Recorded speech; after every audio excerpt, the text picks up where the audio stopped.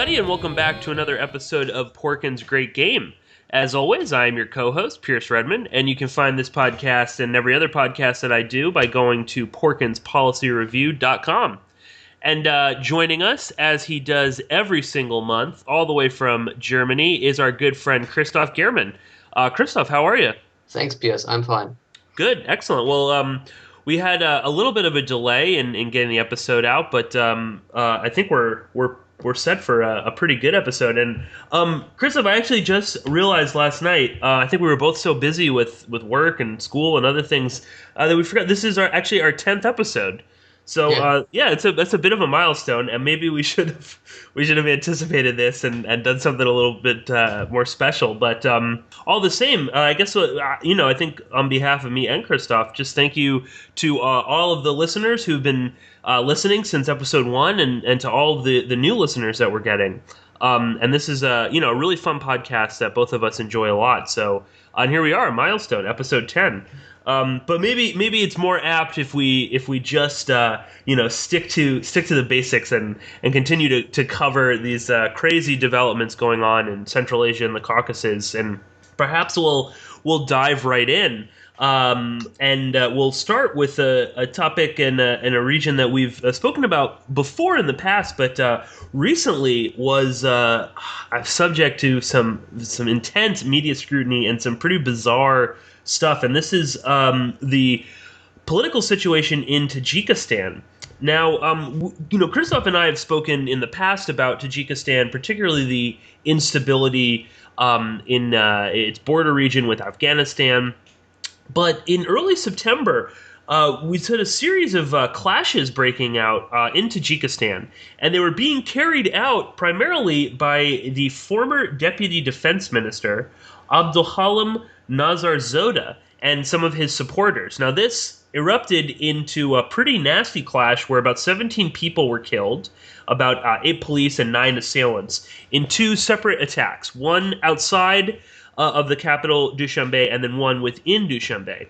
Now, Nazardoza and his supporters eventually fled to Ramit Gorge, which is about 50 kilometers outside of the capital, and he was holed up there, and eventually he was actually killed. Now, there were, mixed reports, some saying that the Tajik authorities had already gotten to him, but then it turned out he was alive, and then eventually they did kill him. Now, this sort of overshadowed Tajikistan's Independence Day celebrations, as well as the CSTO summit that was going on in Dushanbe. Now, just for a little bit of background on Nazardoza, he was sort of active during the Tajik Civil War, which lasted from 1992 to 1997. He was somewhat involved, but then apparently spent most of that time in Kazakhstan as a businessman. And he eventually then returned towards the end of the Civil War and, pretty fast rose through the ranks. Now, he was affiliated with the United Tajik Opposition, the UTO, which was the primary force fighting against the government. And this was a sort of loose coalition of, mostly Islamist, but also, we had the sort of liberal Western, back type people, and, a sort of loose coalition. But for the most part, they were actually, the core center was the Islamic Renaissance Party of Tajikistan, the IRPT, and we're going to get to them in a few minutes. But as I said, Nazardoza sort of was involved with them, and he slowly rose up through the ranks. And it's a bit of a mystery as to how he, got up as high as he did. But when President Rahmon signed a peace treaty in 1997, one of the stipulations was that former members within the UTO, the sort of military structure and hierarchy, as well as political, they would be melded into, they would sort of become part of the overall government structure in Tajikistan. Hence, Nazardoza became, eventually deputy defense minister, so a fairly high up position. Now, since the peace treaty and this sort of coalition, President Rahmon has been trying his damnedest to sort of marginalize the UTO, which was guaranteed, as I said, this sort of representation in the peace treaty. Now, adding fuel to the fire, Rahman just recently banned Central Asia's only legal Islamic party, and that is the IRPT, the Islamic Renaissance Party of Tajikistan. As I said, the IRPT made up the sort of core membership of the UTO, and they have now since been blamed for most of this violence. Rahman and his government wasted no time in linking the IRPT to Nazardoza, that they were working together. He actually claimed that the IRPT head, Muhaddin Kabiri, who is allegedly living in exile in Turkey, which is a very interesting place for him, he alleged that the two of them had been in cahoots for several years. That Kabiri had basically told Nazardoza to create 20 organized crime groups. And basically, it seems as if Rahman and the government in Tajikistan are using Nazardoza as a sort of excuse to finally crush the IRPT. And they've even gone so far as to announce, at least to the media, that they're in the process of sending Interpol arrest warrants for Kabiri, who, as I said, is supposedly hanging out in Turkey. But Christoph, why don't you kind of expand on this a little bit and maybe give us a little bit more background on what was actually going on in Dushanbe and these alleged connections between Nazardoza and the IRPT, because this is a bizarre story. If you are just sort of looking at this for the first time, if you don't know much, but this does actually seem to happen in Tajikistan fairly frequently, where we have these sort of disaffected, members of the government, and the sort of violence erupts. And perhaps also, Christoph, we could get to what might actually have triggered Nazardoza to, carry out these attacks. Yes. So it's probably important to note that the United Tajik Opposition consisted of various different elements, as you mentioned. On the one hand, you had die-hard jihadis, and on the other hand, you had people like Nazardoza, who is the main protagonist of our story. He was not all that religious, and he only fought briefly in Tajikistan in the early days of the conflict before he left the country for Kazakhstan in 1993. After making a lot of money in Kazakhstan as a businessman, he returned only a few months after the war had ended and after the parties had signed a peace accord. He allegedly then gave the opposition leader, Said Abdullah Nouri, who was the leader of the United Tajik Opposition, as well as the leader of the Islamic Renaissance Party, he gave him allegedly 10 jeeps. And in exchange, Nazardoza was appointed as the commander of a battalion of former opposition fighters. And then he of course joined the defense ministry when these units were integrated in the Tajik army, as was stipulated in the peace agreement. He quickly rose through the ranks and eventually became deputy defense minister. And on top of that, he had also assembled a nice business portfolio. So everything was going great for him. And that is why it was even more surprising when he recently decided to turn against the government. As you mentioned, on September 4, we had these clashes in the Tajik capital, Dushanbe, where more than a dozen people were killed. And these clashes were quite shocking because Dushanbe is not Kabul. There are no regular terrorist attacks or something like that. And I can't remember any similar incident in recent time, except for the alleged ISIS attack in the Kyrgyz capital in July, but that's of course another country. And initially many people suspected that it was a terrorist attack, but after the Tajik authorities released pictures and descriptions of the attackers, it became clear that this was something completely different. And the government then quickly identified Nazardoza as the mastermind of the attacks, and Rahmon sacked him. But Nazardoza had already left the capital and fled to a remote area about 50 kilometers east of Dushanbe, and the Tajik government forces then tried to catch him. And this proved to be quite difficult, and it took them about 2 weeks until Nazardoza's death was eventually confirmed, and several people were killed during the fighting during this time. And it was really awkward for the Tajik government because they were hosting the CSTO summit and they had their Independence Day.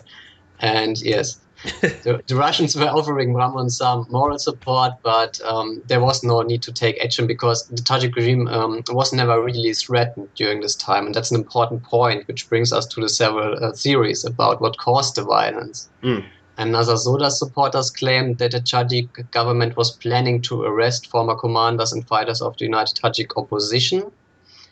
And a similar theory says that the government was planning to prosecute Nazardoza and that he started the rebellion after he was tipped off.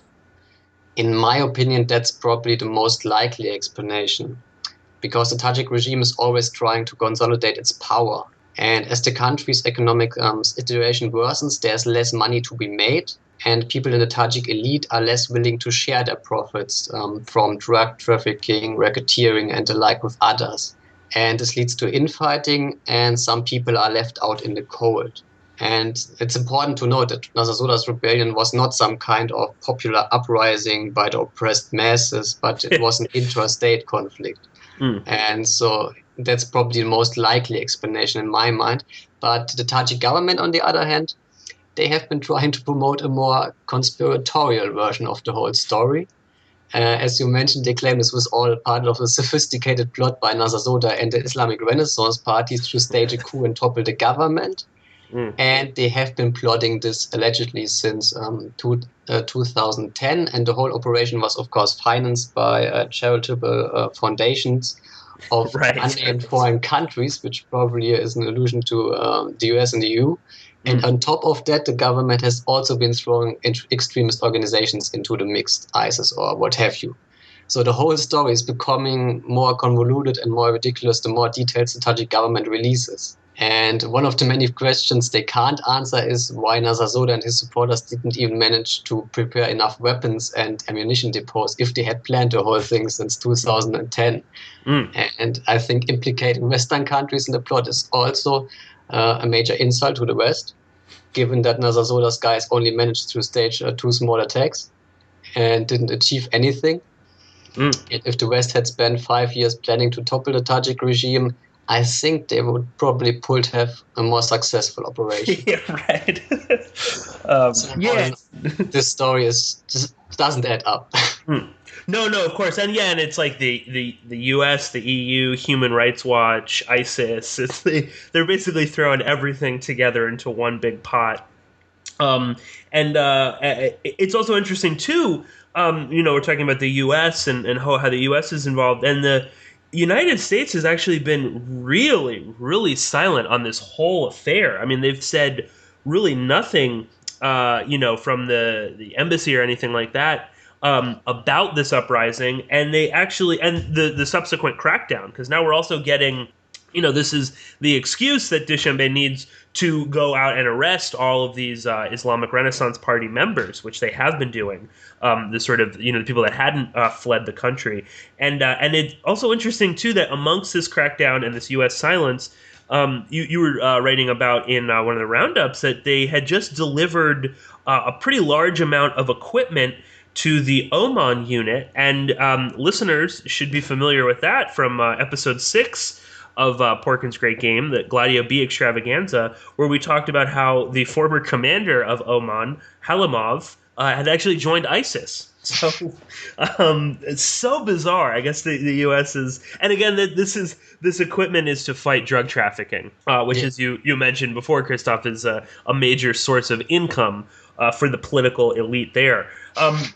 So I don't even know what to make of that. But could you also, Christoph, quickly talk about a little bit more of this how this narrative is sort of unraveling? Because didn't we also have the IRPT deputy head?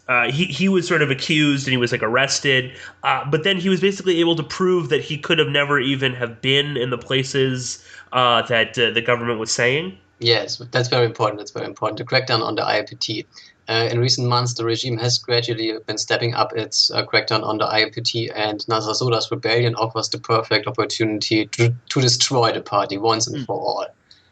Even while security forces were still trying to catch Nazardoza, the police began rounding up IRPT leaders and seized the party's property in the country. They then tried to prove the Nazardoza IRPT plot by confronting one of the deputy leaders, Haid, with one of Nazardoza's guys.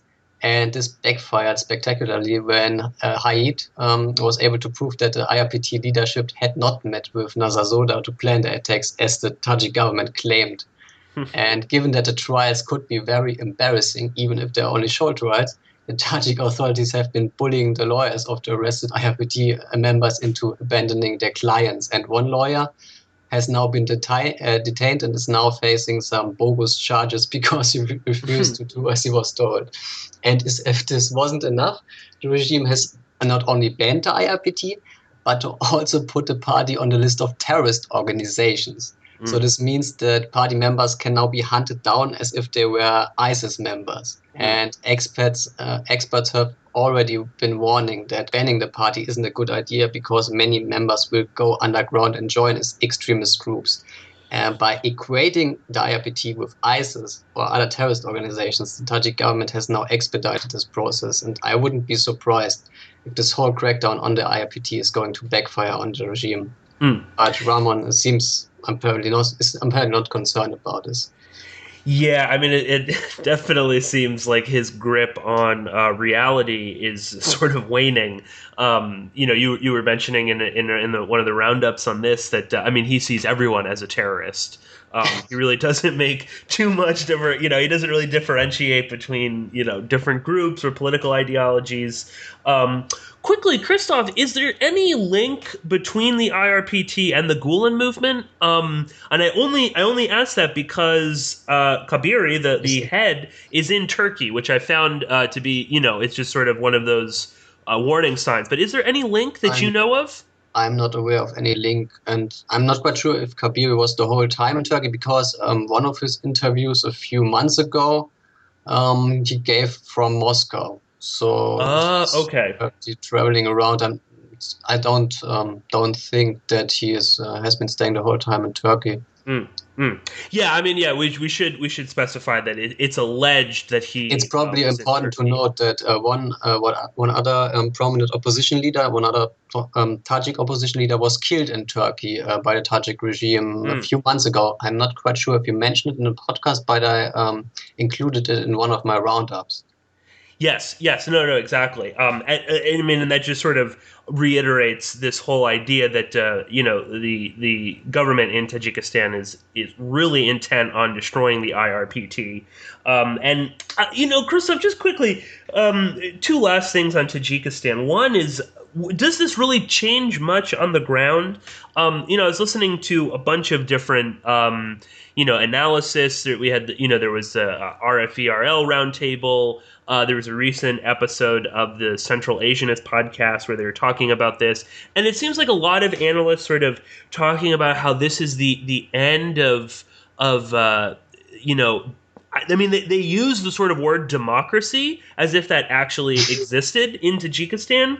And it's funny, this is like one of those things that you see a lot when you're analyzing Central Asia is you'll have these people talking and they'll be like, oh, but, you have to understand that, this particular Central Asian is the most open and free. And they'll say that about Kyrgyzstan. They'll say that about Tajikistan. Sometimes they'll mention Kazakhstan with that. But then, of course, they'll sort of fall back into, Tajikistan is sliding into a one-party dictatorship as if it was something else prior to that. So do you have any comment on that, Christoph? I mean, what does this really change much on the ground?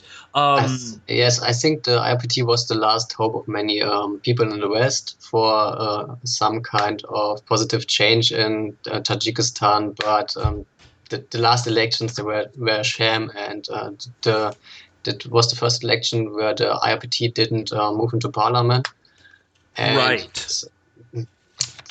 Tajikistan hasn't been a democracy, and it probably won't be a democracy in the foreseeable future. So it doesn't change much, but it's of course a worrying sign that the regime is actually going to great lengths to get rid of the last few opposition forces who don't pose a real threat, and instead they are ignoring some of the major problems. Yeah, and maybe and that's a great segue because while everyone was sort of distracted by Nazardoza and the IRPT, it seems that there, as you said, there's a real threat, and that is again on the border of Tajikistan and Afghanistan. On September 14th, there were reports that Russia was actually going to send troops into Tajikistan to, secure the border with northern Afghanistan. And as you mentioned in a roundup, the Islamic Jihad Union is now claiming that it controls large swaths of the northern border. The IJU has pledged allegiance to the Taliban's new leader, Mullah Mansoor.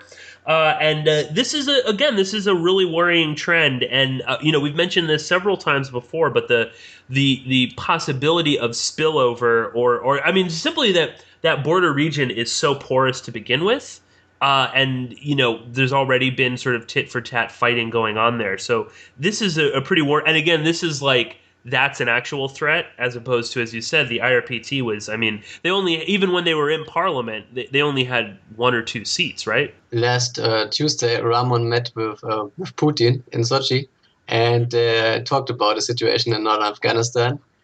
And apparently they made some agreements because they both said, yeah, it's very, very concerning. And Rahmon also stressed that fighting is going on more than 60% of the border at the moment. And a few days later, or 1 or 2 days later, the Russians announced that they're going to send attack helicopters to their Tajik base. Well, this whole fighting in northern Afghanistan leads us right into our next topic, which is again Afghanistan, which we've been talking about more and more recently. I think at least the past 2 or 3 podcasts we've all had this, and again the violence continues to escalate all over Afghanistan. The fighting continues. A lot of this is still seems to be stemming from infighting within the Taliban, as we talked about in our last episode. With the admitted death of Mullah Omar and the sort of ascendancy of Mullah Mansoor, there's still been a ton of infighting within the Taliban, but there's also been this very intense Taliban offensive. Now, insecurity continues to be felt in regions like Badakhshan, where apparently there were dozens of Taliban fighters entering from Pakistan into Badakhshan through the Chetral area in Pakistan. And more fighting between the Taliban and ISIS continues, and this seems to be going on in the east, in Nangarhar province. And these are all areas that we've touched on previously in other podcasts. And ISIS seems to be becoming such a problem in Afghanistan that me and Christoph's favorite vice president, General Abdul Rashid Dostum, actually led an operation in Nangarhar. Excuse me, he was urged to lead a operation in Nangarhar, actually from the Speaker of the Upper House of Parliament, and this was based on General Dostum's excellent and amazing operation in Faryab province. Which, there was a ton of fanfare. And I think we mentioned in our last podcast, Christoph, that Dostum was going to go into Faryab. Yes. And he went in there and, there's all these amazing videos of him driving around in a tank. And, supposedly there were like 2 or 3 assassination plots that he foiled. And there was also this really bizarre interrogation video that Dostum put out where he was interrogating Taliban fighters, but if you look at the video, it almost looks like he's in his office and the Taliban fighters are somewhere else, that they were never actually in the same area.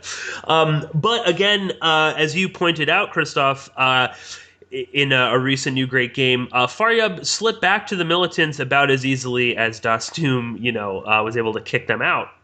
And also we get another powerful figure in Afghanistan, Atta Mohammed Noor, has also carried out his own operation. So we see, a lot of people sort of going off on their own.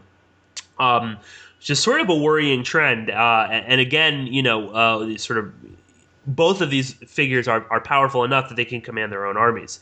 But just another quick little sort of update. Mullah Mansoor continues to assert his power as the supremo of the Taliban, and he's actually finally convinced Mullah Omar's family to pledge allegiance to him. Now, apparently this came about after some intense negotiations. As you'll remember, we had talked about how they had put Mullah Omar's son Yaqub under house arrest. Well, apparently Yaqub is okay with Mullah Mansoor now. Some of the concessions were that a new election for a Taliban shura would have to be held, and that the head would most likely be Yaqub, and that the Taliban would also offer protection for Omar's family. Now, unfortunately, the rest of the Taliban doesn't quite feel the same way, and talks between these rival factions have apparently gone nowhere. But it does seem as if Mansour has the troops and the power. No one is going to be able to go after him. So some of these rival factions are talking about how they're going to go after ISIS instead. So, Christoph, before we get to the big major story, anything you want to say about this, about Dastum's adventures in Faryab, or anything about the sort of Taliban infighting? Yes, Dostum also allegedly captured ISI general when he was in Faryab fighting against the militants. Right. And he wrote to present the dead body of the general in Kabul. I'm not quite sure if he really did it. I don't think so. But yes, Dostum's success in Faryab was short-lived. The militants they moved back in after he moved out to Kabul, and the situation hasn't really improved on the ground as far as I can tell. And the same is, of course, true with other northern Afghan provinces, Badakhshan and, of course, Kunduz, which is our major topic. Yeah, well, I mean, let's get right into Kunduz, because this is a huge story in Afghanistan. Kunduz is, as you said, is a northern. Well, Kunduz is a province, and there is in northern Afghanistan, it's actually the sort of areas that the IJU are claiming to control is just over the border from Kunduz. Yes, and the IGU participated in the last seizure of Kunduz city. Oh, that I actually had not realized. Well, as Christoph was saying, the Taliban have actually seized control of the city of Kunduz. It fell to the Taliban on around September 29th, which was just the days before Ghani's government was about to mark its one-year anniversary.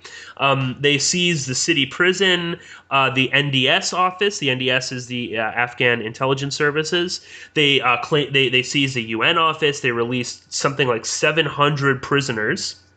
And this demonstrates the power, as I said, that Mullah Mansoor does have, that he has the money and the backing. This was, planned well in advance. They attacked from like three different, angles, and they were able to overrun the city in, a matter of a day or so.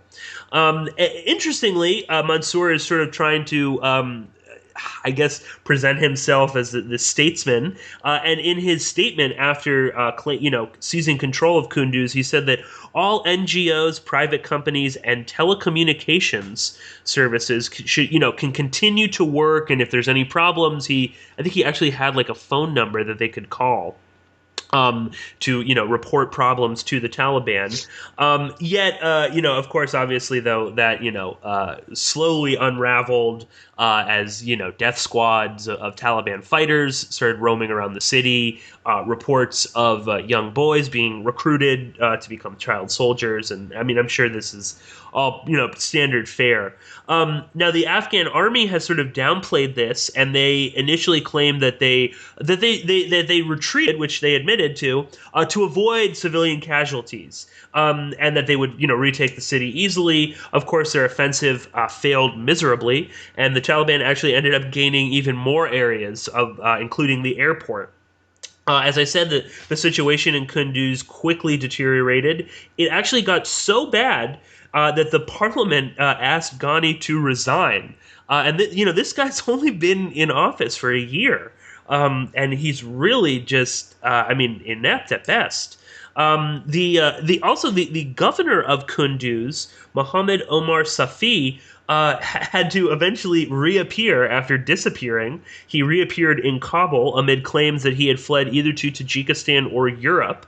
And he appeared just after Ghani had to replace, the governorship. And he, appeared and said, no, that this was a planned visit. I was just in Europe for business, and then I returned and Kunduz had fell, but that he himself had some silly speech about how he was going to, go and retake the city, and that the Taliban has blood on their hands. Blame shifts back and forth with the army and the police blaming each other, which is, again, not a great sign for a stable government. Now, this actually got so bad that the U.S. had to get involved with airstrikes and special forces. Apparently, even U.S. and NATO troops were having trouble because the Taliban was blocking a lot of the supplies from getting in and out of the city. Now, on October 1st, Afghan special forces claimed to have regained control of Kunduz, only to be contradicted about a day later by reports from within the city that the Taliban still controlled massive sections of the city. And this was followed up with even more airstrikes from the U.S. Again, how in control is Kabul of, the country? Not at all. Now, this eventually would culminate in a very, big event, and this was on October 3rd, a Kunduz area hospital that was run by Doctors Without Borders, which goes by the French acronym MSF. They were bombed, and 22 patient staff, including 2 children, were killed.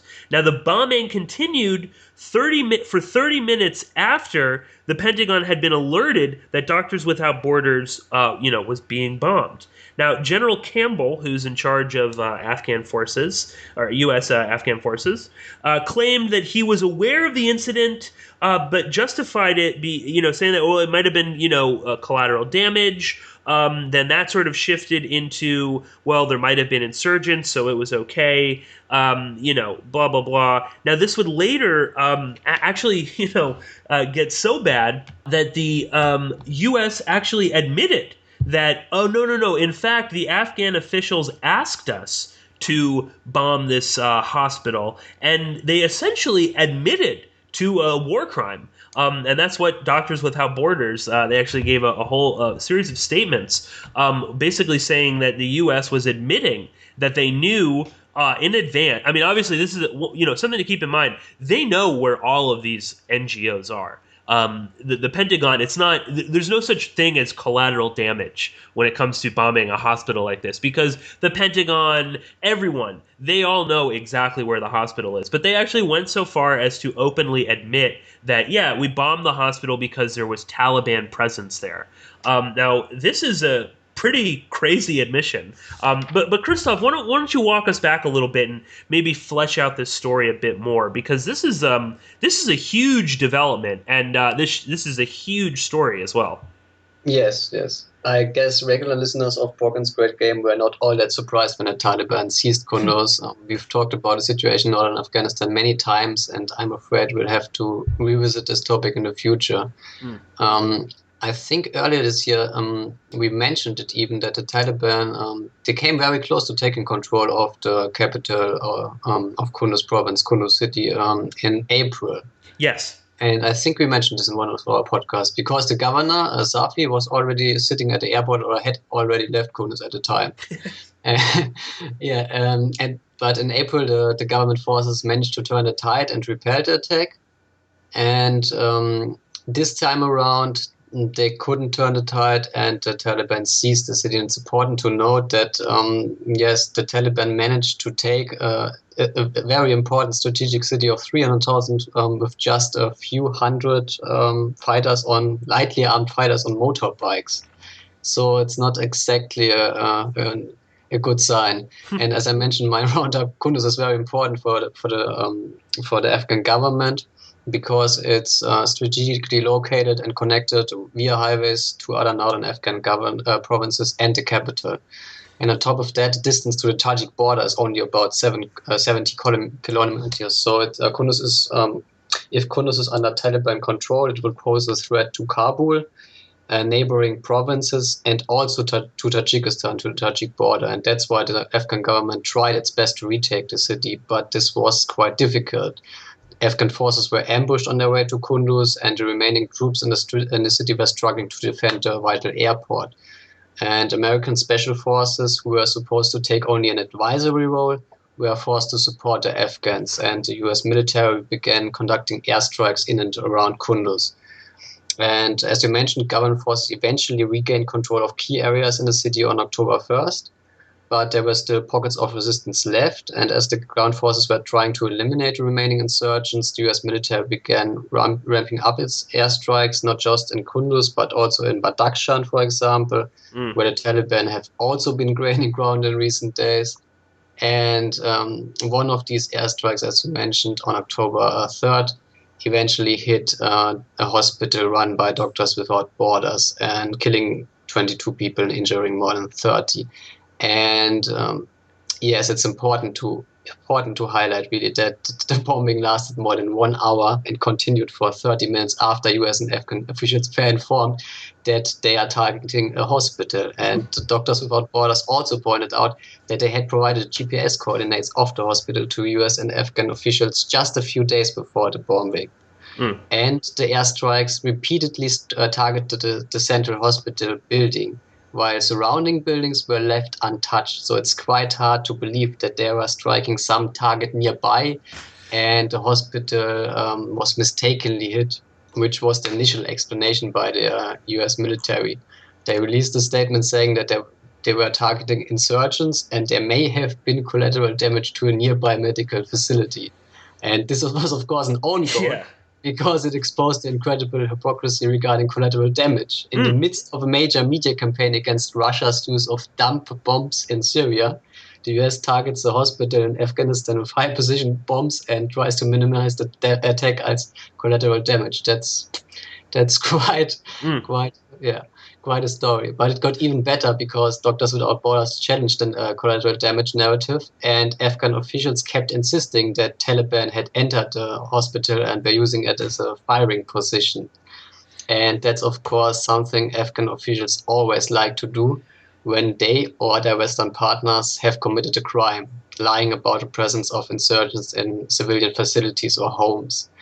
Unfortunately, eyewitness reports contradicted the claims, and Doctors Without Borders could use its media clout to challenge the allegations, in contrast to average Afghan villagers, for example, who are simply being ignored in such cases. And this forced the US military to eventually change its story, and the Pentagon's top commander in Afghanistan, General John Campbell, stated at a press conference then that Afghan forces had requested the airstrike because they were coming under fire from enemy positions. So he was basically admitting, yes, US and Afghan forces committed a war crime by deliberately targeting a hospital. And now the Pentagon is, of course, saying that it was a mistake and Obama's apologizing for it. But it's important that this is only happening because they didn't bomb some Afghan villagers, as usual, but this time Doctors Without Borders, which was forced to withdraw from Kunduz at the worst possible time because the humanitarian crisis in the city is getting worse. And the best thing is, General Campbell even had the nerve to play down the recent Taliban takeover of Kunduz during his testimony to Congress. While Campbell was telling Congress, the Taliban had been pushed out, everything is okay. Local residents and security officials told the New York Times yesterday that half of the city is again under Taliban control. Yeah, it's actually it's amazing. And this is one of these. It's not great.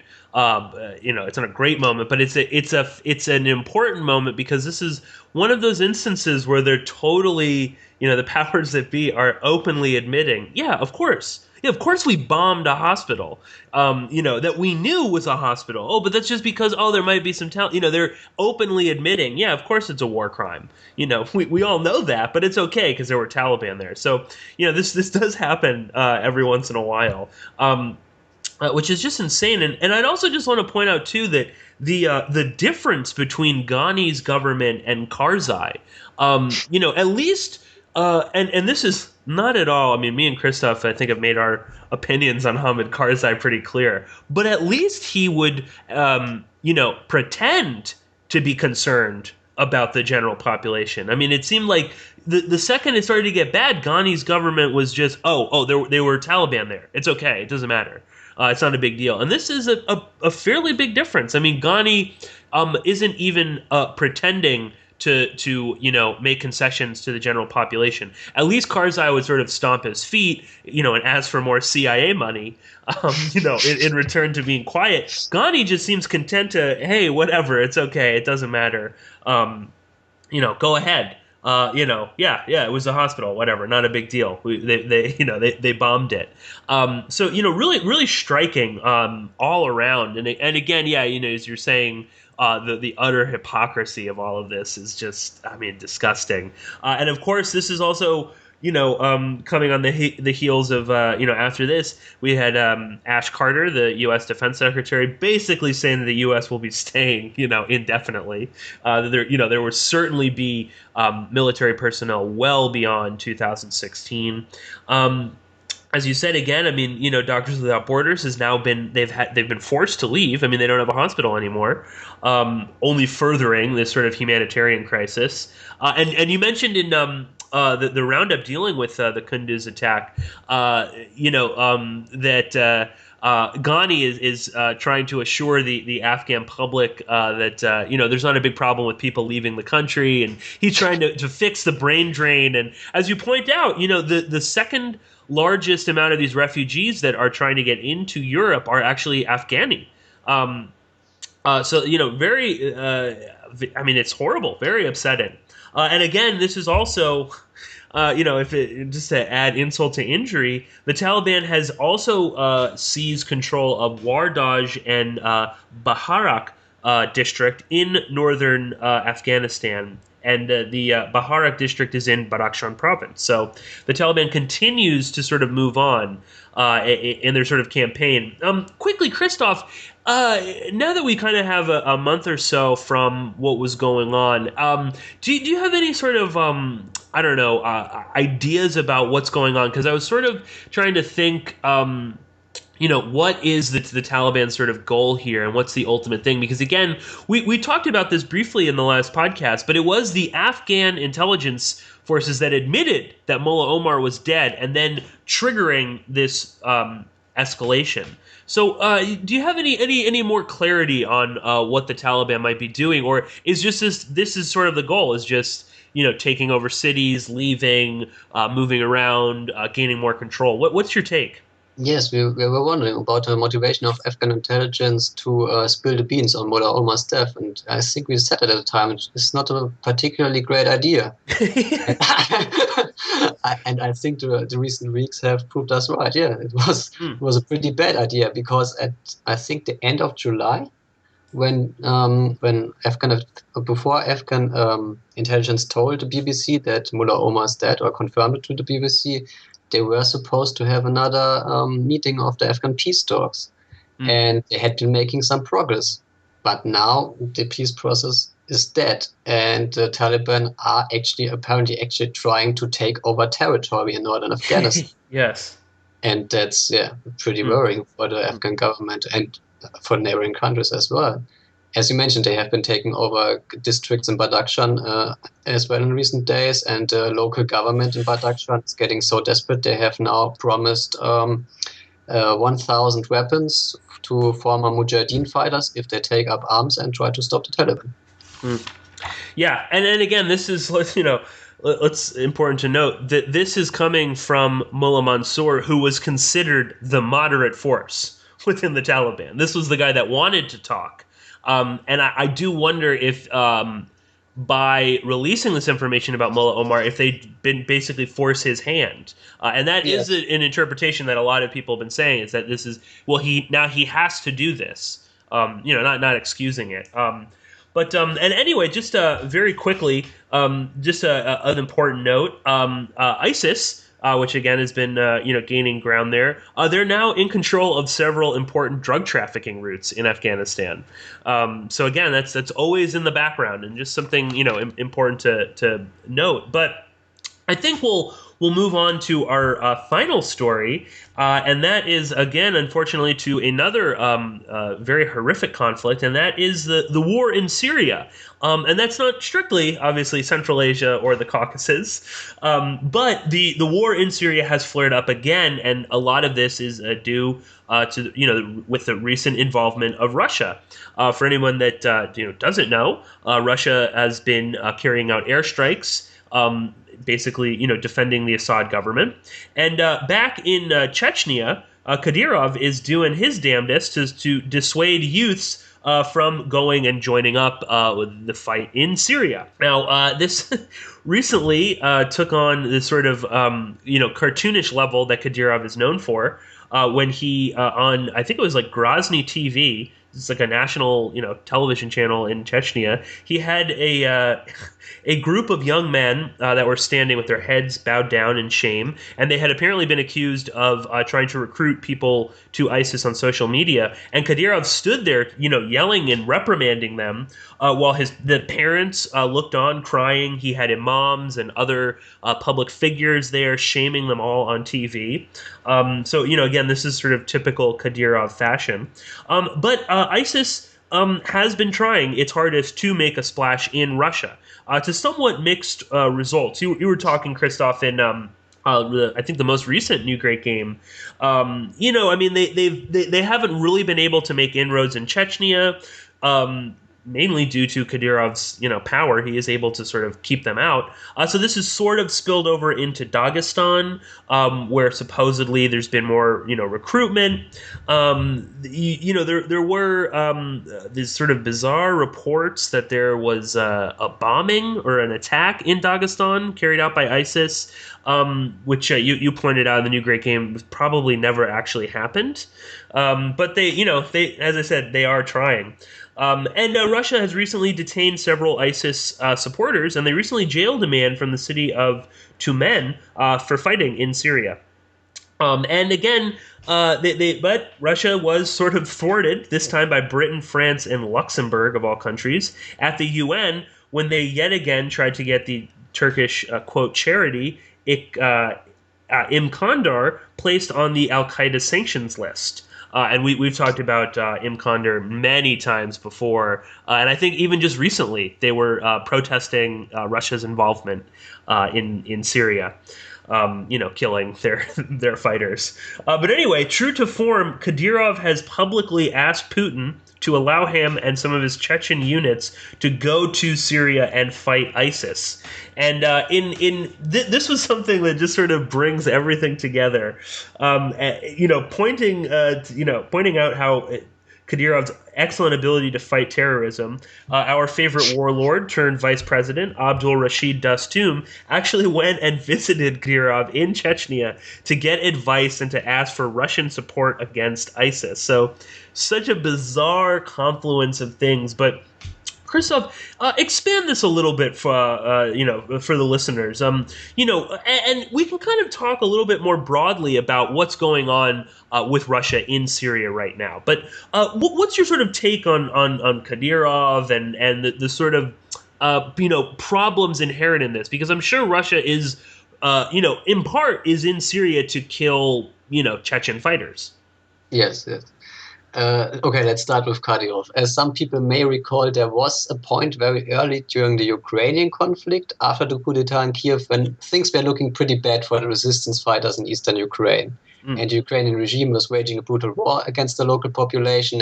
And at that time, Russia was not heavily involved yet and wasn't sending lots of arms and soldiers across the border to the extent that we've seen later on in the conflict. But despite all of that, Ukrainian and Western media were already freaking out over so-called Chechen volunteers fighting in eastern Ukraine. And Kadyrov then denied the claims, but pointed out that he could send 74,000 Chechens to Ukraine if he wanted to. And he emphasized that he wouldn't send them to Donetsk, but to Kiev. And if someone makes a crazy statement like that, you can usually laugh it off. But with Kadyrov, that's a different story. The thing is that he can really send tens of thousands of fighters to Ukraine and nobody could stop him. There's only one reason why he hasn't done so, and that's because Putin doesn't want it. And Putin is probably the only guy who can tell Kadyrov what to do and what not to do. And a few months after Kadyrov made this statement, he underlined it now when he staged a show of force in Grozny. He gathered several thousand Chechen special forces in a stadium in Grozny and announced that these men are now Putin's volunteers, ready to be sent anywhere in the world, anytime, if Putin says so. And if I remember correctly, we covered this in a previous podcast. And these things are important to keep in mind when we talk about Kadyrov's latest idea to go to Syria and fight ISIS. He has often stressed that the West created ISIS and is not really interested in fighting the group. And that's why he now wants to take matters into his own hands and support the Russian efforts in Syria. And he has asked Putin for permission to go to Syria and participate in the special operations there. And as I've just said, when anyone else says something like that, you can laugh it off. But I guess Kadyrov is that serious. He made a similar appeal to Putin during the Ukrainian conflict, and Putin rejected it, of course. I think there's no way that Putin will allow Kadyrov to go personally to Syria. But when it comes to Chechen volunteers, that's a different matter. Putin and other Russian officials have repeatedly stressed in recent days that they won't send Russian ground troops into combat in Syria, but they have indicated that Russian volunteers will go to Syria because they can't be stopped.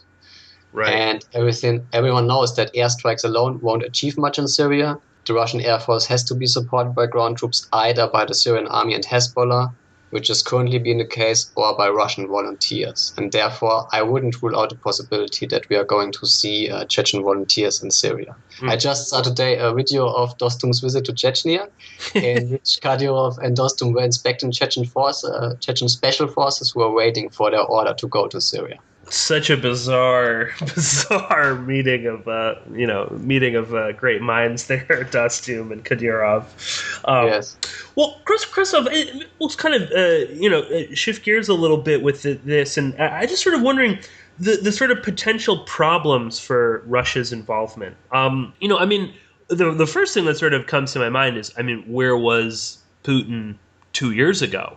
It seems as if he's only getting involved now when Assad is sort of at his worst. Certainly it's conceivable that with Russian support early on that this might have actually not have spiraled into what it now is. But I was just before we started recording, I was looking just online, and I just something that kind of came to my eye. There was a Qatari source that told the Middle East Eye that the bombings in Syria would spark a, quote, jihad against Moscow. And the Emir of Qatar, who is set to visit Russia on October 18th, said that if Russia continues on this present course, it'll be begging Qatar in 10 years to negotiate a ceasefire with, quote, the Syrian Taliban.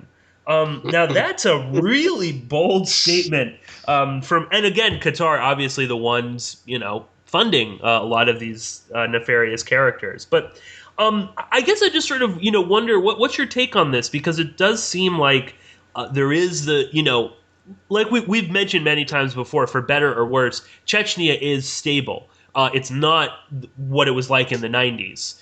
Could this, what is, and again, that's like a warning from the Qataris, like, a Syrian Taliban. That you don't have to be Einstein to figure that out. That's a direct reference to the Soviet-Afghan war. What do you, how do you interpret this? What do you see, Russia, their motivations, and what could be in store for them?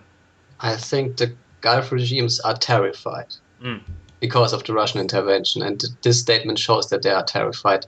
They think they can they can threaten to destabilize the North Caucasus, but I don't think they are able to destabilize the North Caucasus, especially not Chechnya.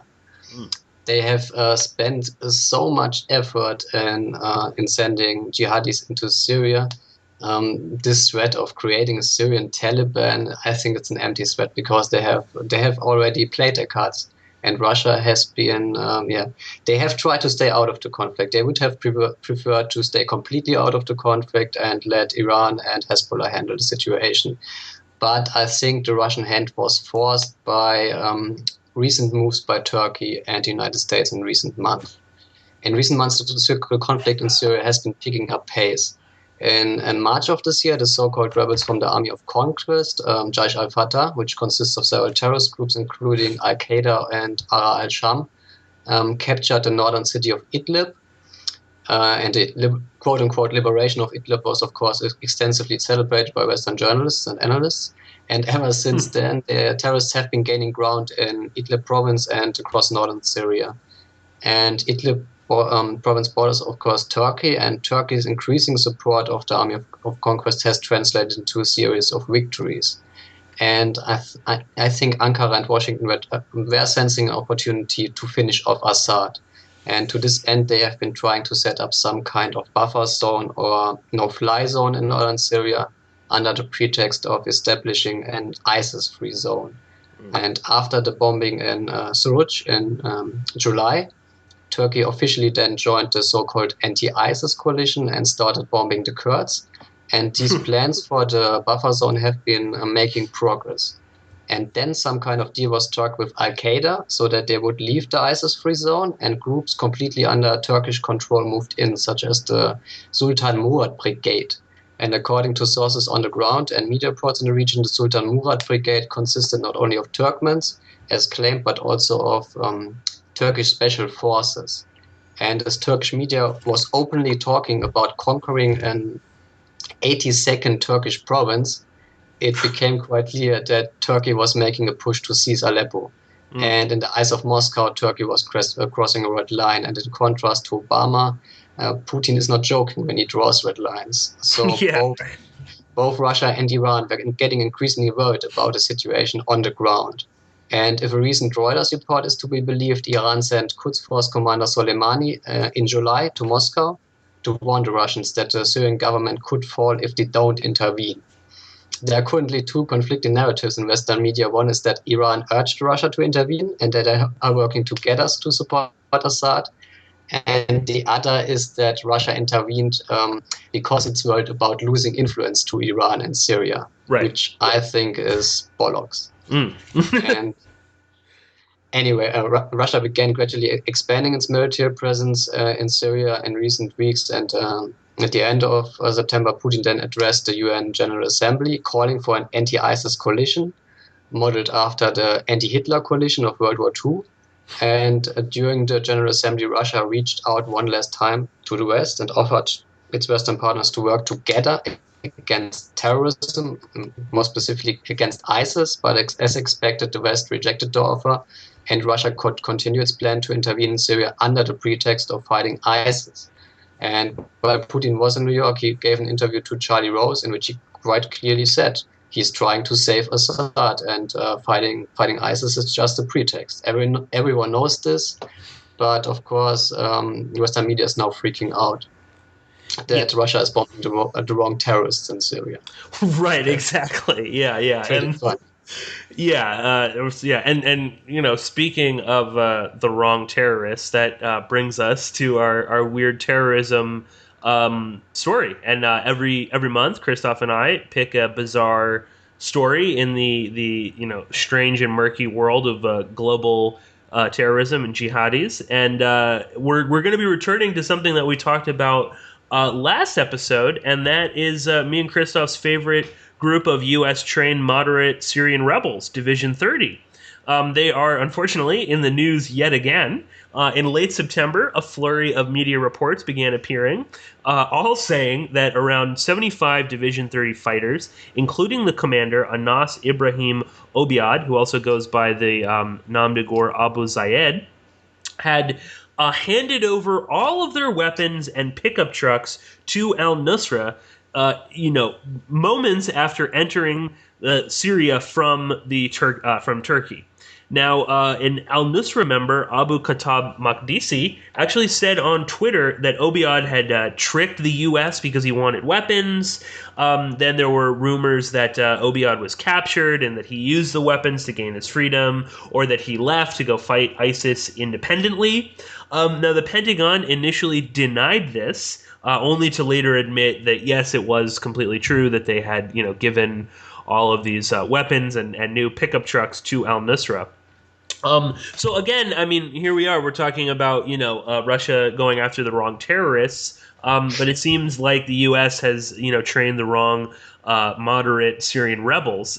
Christoph, what is going on with Division 30? I saw you had some pretty funny tweets a few days ago talking about these missing pickup trucks, and how the Pentagon was really angry about it, and they wanted answers. And it's sort of, it's sort of like, how many times does this have to happen before you realize this is what they do? This is one of the many ways that they're able to get weapons and trucks to these fighters, is they give them to someone who then goes and gives them to someone else. But Christoph, what's going on with Division 30? Yes, this was really funny. As you mentioned, Pentagon first denied any of this, and then a few days later CENTCOM then conceded, Division 30 members, actually, they gave 25% of their equipment to Al-Qaeda, weapons, ammunition, pickup trucks, what have you. And then they also said they didn't want to acknowledge that the media reports had been right about the commander of Division 30 joining Al-Qaeda. And he said an unnamed commander who had been rejected by the US as a trainee had somehow acquired access to US equipment, which he then handed over to Al-Qaeda. Yes, and at the end of September, the Pentagon then officially announced that they are suspending their moderate rebel training program, but they are still recruiting for the program and supporting the current trainees. So this whole Pentagon training program was a major embarrassment for the US because it proved that it's impossible to train a few thousand moderate rebels, but it helped immensely to play down US involvement in the war and to deflect from the covert US training of jihadists, which has been going on since at least May 2011. And I think that's the important point to keep in mind. Yeah, I'm sort of beginning to wonder if this, if this is what, this is the real point of Division 30, is as this sort of distractionary group that, I mean, again, it's like, how does the New York Times get a scoop like this? It was all of the major media, all the major Western media, as well as, foreign media.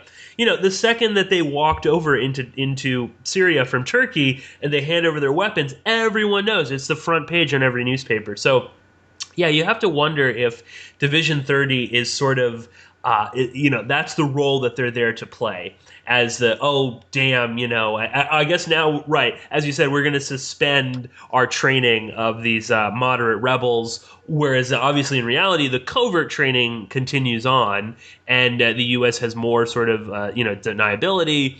And it also just makes them, kind of look silly. Like they're not really, and it again sort of gives, fuel to the politicians to make a big, hubbub about it. And I guess this sort of plays into Russia's hands. They're able to look, like more like the adults here.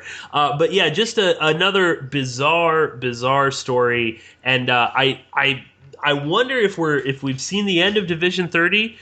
They might, like all good, terrorist organizations, they might still have a couple, lives left in their 9 lives. So maybe we will see Division 30 again in the future. But anyway, I think we're going to wrap it up for this episode, Christoph.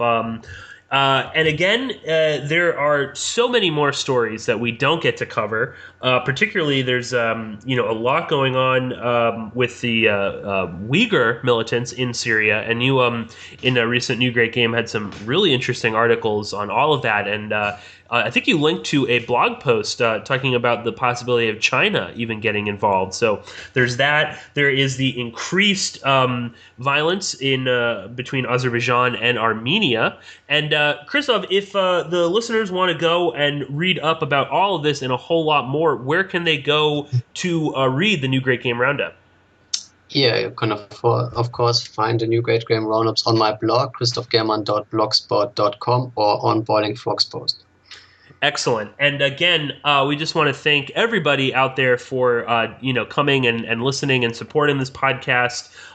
This is our 10th episode, and we're both really proud about that. And we just absolutely love the listeners. If you want to listen to this podcast and more, then of course go to porkinspolicyreview.com, and you can follow through the RSS feed or emails. Also, please do. I think we sometimes we forget to mention it, but follow both of us on Twitter. You can follow me at Porkins Policy, and you can follow Christoph at New Great Game. Well, Christoph, thanks again for joining me, and we will both be coming back to you in just about a month with a whole bunch of news stories and developments in Central Asia, the Caucasus, and the global war on terror. So, Christoph, thanks again. Thanks, peace. Allah, Allah, Allah, Allah, Allah, Allah.